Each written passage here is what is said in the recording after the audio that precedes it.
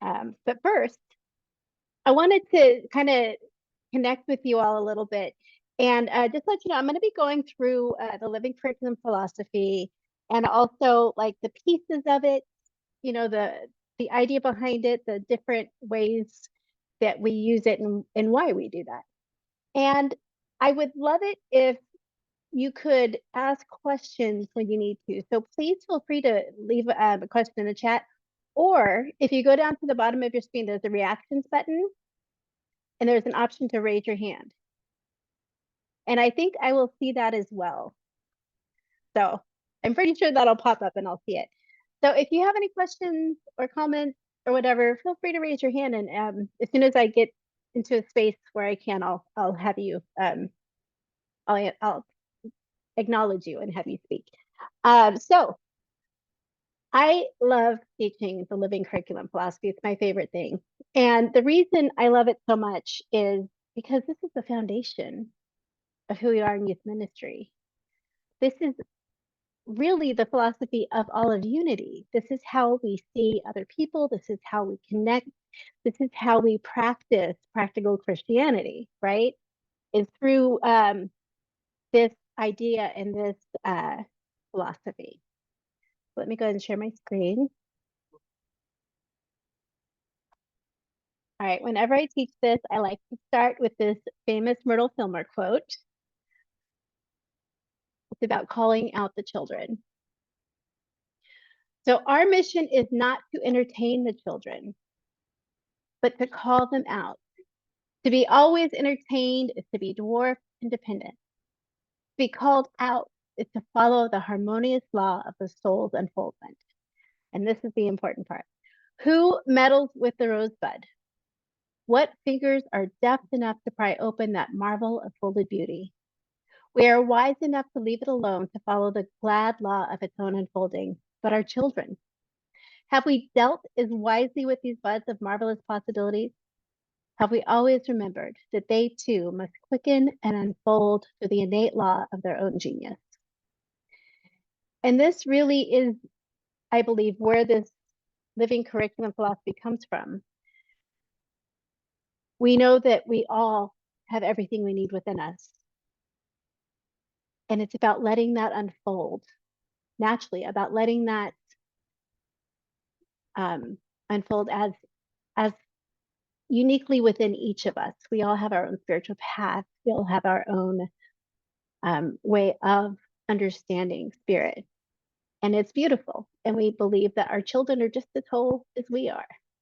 So that's where that begins. So it's alive.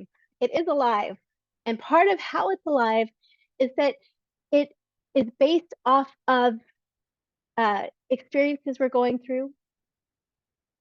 It is about being in the question. It's about discussion and understanding how this stuff shows up in your life and how to actually use it. So Unity Youth Ministry curriculum is based on a living curriculum philosophy. It's an approach that honors the wisdom within each of us, including children. We use questions to get people thinking, right, and connecting, and to draw forth that wisdom that is already within each of us. And each lesson relates to an issue that we all face. And the whole point is to facilitate an experience of God in our daily lives, right? And that's what Unity is about. So aspects of and benefits of the living curriculum lives in the question, as I said. So what that means is we share information, but then we also offer discussion. It's not just us putting information into the people we're sharing with. It's about us sharing an idea so that they can look within. So we can ask the questions, where do you see this? How do you see this? What do you think about this? So that they can get in deep within themselves and find their truth. We use stories or experiences to connect, once again, to get that connection with an idea. Stories are so powerful because no matter what your age, it gives you an opportunity to see a spiritual principle in action. or to see how it could be in action. And we're so blessed now because, of course, most churches have Wi-Fi, and we have video, and we can do movie clips, or we can do YouTube videos, or some of those YouTube videos that have books, people reading children's books. So we have so many options now, and that it just opens us up so much more. Okay, so it's issue-based. This is where you want to look at what are these people who I will be in the group with? What are they going through right now? What are they facing? What might be coming up for them? So with like middle schoolers, it might be friend groups. It's usually, there's a lot of that, right? Self-perception, worries about the future with both, YOU and Uniteens. So much is going on during those times. And it's important that when we're looking at these spiritual ideas, that we're thinking about how does this show up for them so that we can find that connection. It's engaging. We have fun things, we sing, we connect, and we get people involved as much as we can. It's an adventure. It elicits creativity and involves everyone. And then it always has a debriefing. And that once again goes back to the question, what came up for you? How are you feeling about that? So let's go ahead and move forward. Are there any questions so far? Yeah, I love that passage from Model 2. So beautiful. All right. So it is designed to draw forth the truth through experiences, storytelling, and creativity, rather than lecturing or the transmittal of information. And this really goes to that idea that we as adults, we don't have all the answers. We aren't the spiritual gurus trying to tell the kids what to believe or what's right. Our job is to be a loving space, a safe space for them to look within and come to their own conclusion. We recognize that a group of people meet at the heart of a story. And that's that idea of connecting over an idea or a feeling that comes forth from a story or a video, right? Having that real experience that you can connect with together. It's issue-centered. It's responsive to the issues that are happening now in people's lives. And it's up to us to use that to our power of imagination and intuition to get that. Like during COVID, there were specific things that our youth really needed, as far as connection or understanding or a place just to share their feelings. And we can always look at what's happening in the world, what seems to be coming up a lot in our classes, what's something that we can look at, and what's a spiritual principle that can support our youth through this time. We also honor the process of creativity as a primary human activity.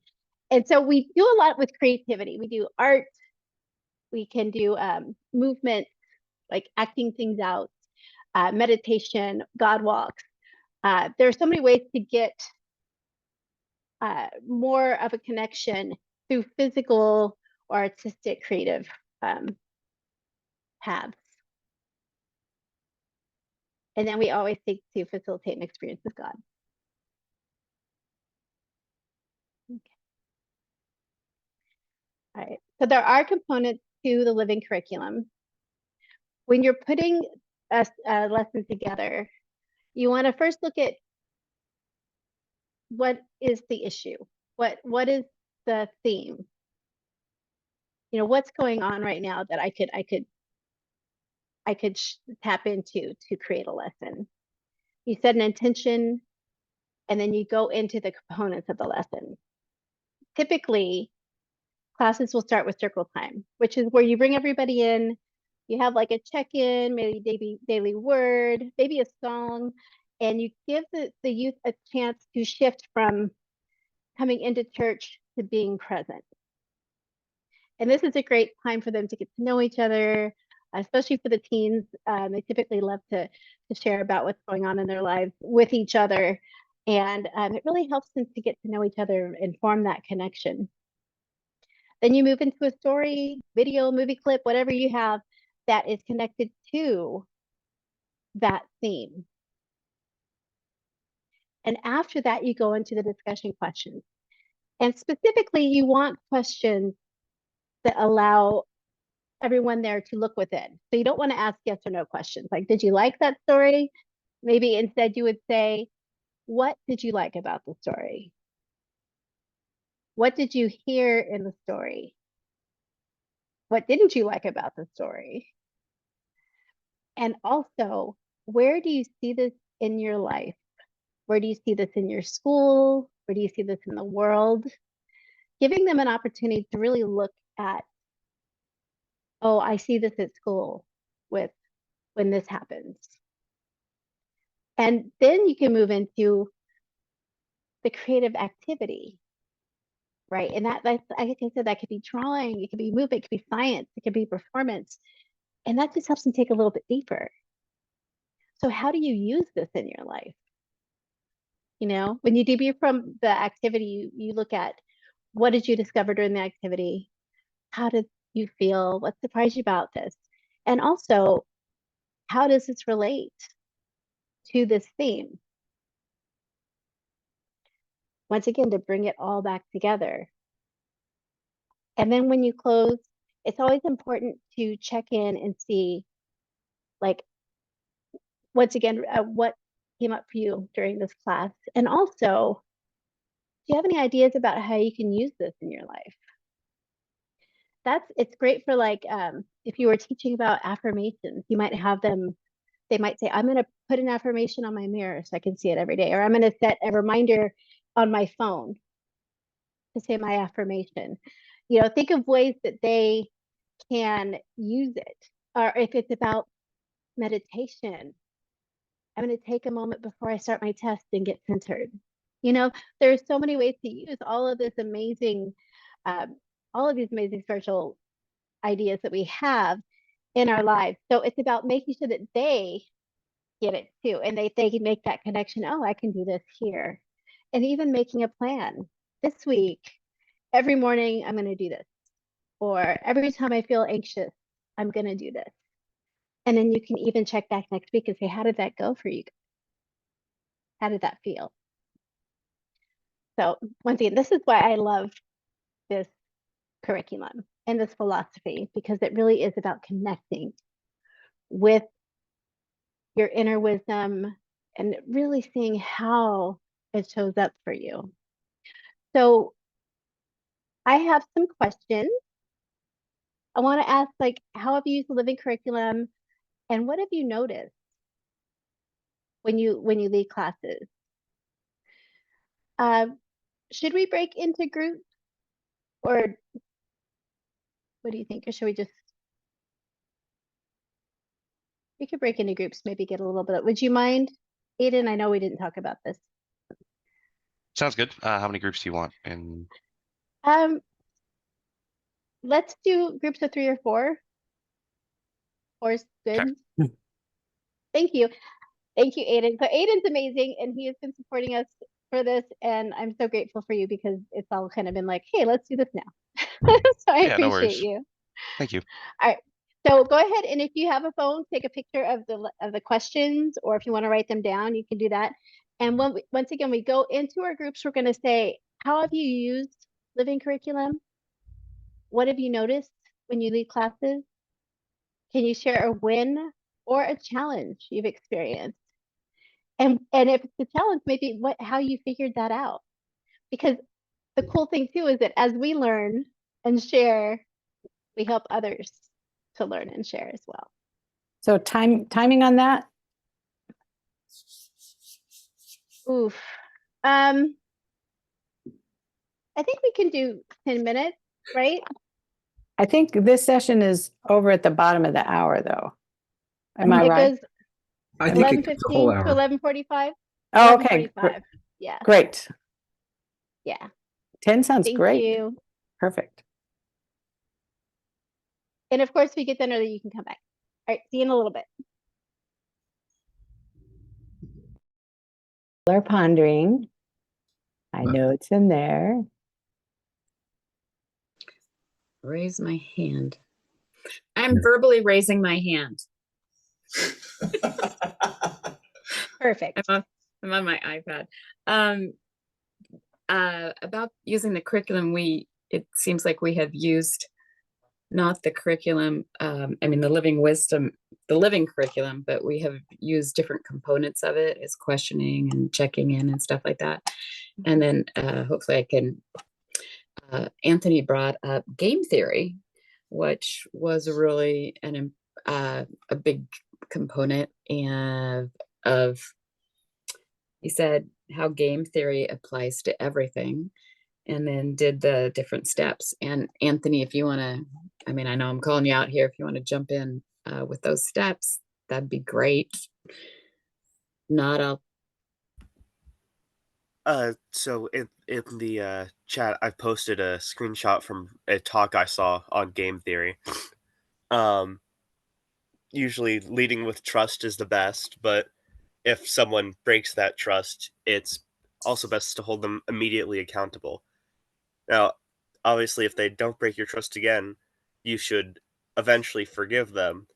And overall, the fourth step is that you should be honest about this thought process, because people don't trust you if they can't understand what you're thinking. Okay. Right.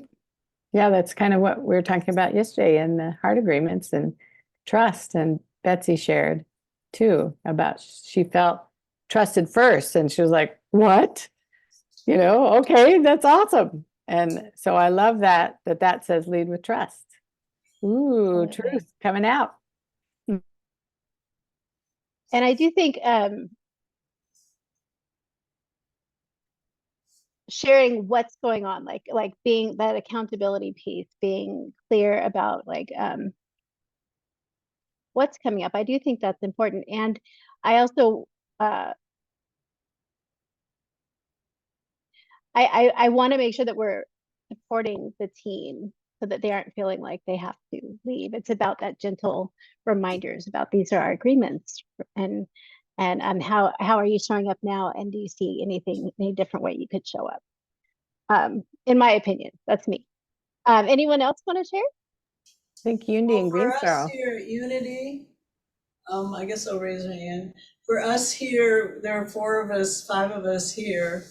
And so from different backgrounds, and it perfectly aligns with the way I teach and the way, so I think it's very progressive, and I'm really happy to see, how you're approaching the teaching. And we do have one person who is learning and coming from a different perspective. A different world. A different world of mechanics. But yeah, I just, I would guess I would commend you for, the way you're putting this forth, and it just perfectly aligns with, the open-ended questions, all those things. I teach conflict resolution, so, for my background, it, perfectly aligns with the way I teach, and, holding a circle, starting with a meditation, a reading of daily word, all those things, I think are really marvelous for setting the stage for a good discussion. Thank you. I really appreciate that. And this has been part of Unity forever. So this is like, it's cutting edge now, but think about when they first started using this curriculum, right? It's just incredible. For 30 years, I knew it wasn't. Mark has his hand raised. Oh, I'm sorry, Mark. No, that's fine. It's just been for a few seconds. I just, there was a talk about the word curriculum on that. People can think that, oh, it's a book of lessons, but actually it almost needs to have a little parentheses afterwards that says, like, philosophy. It's the living curriculum philosophy. It's a framework for us to bring our experiences into the kids and draw them out. So it's wonderful. And as you were presenting it, I thought, I need to do a living curriculum section whenever I'm training our small group leaders for doing our Fall Adventures in Spirituality series, because this is just great for any facilitation of any information. So thank you. Thank you. That is awesome. And we need to wrap up, but any final thoughts? All right. Well, thank you so much.